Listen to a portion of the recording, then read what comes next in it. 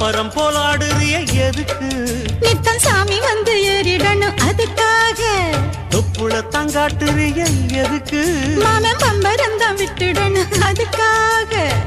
சும்மா நாச்சு பார்க்கும் போது சூட்டனைய ஏத்துற, சாராயத்தை கண்ணுல வச்சு ஆளு மேல ஊத்துற. காஞ்ச மாடு கம்புலதான் பாஞ்சது போல் தெம்புலதான் நீயும் மேய பாக்குற. மூட்டை தூக்கும் மாமாய் அழகு மான தூக்கலாமா? மாமன் வீரம் என்ன அதத்தான் நானும் பார்க்கலாமா? சங்கதியெல்லாம் தெரிஞ்சும் ஏயா சொதப்புற இப்படி?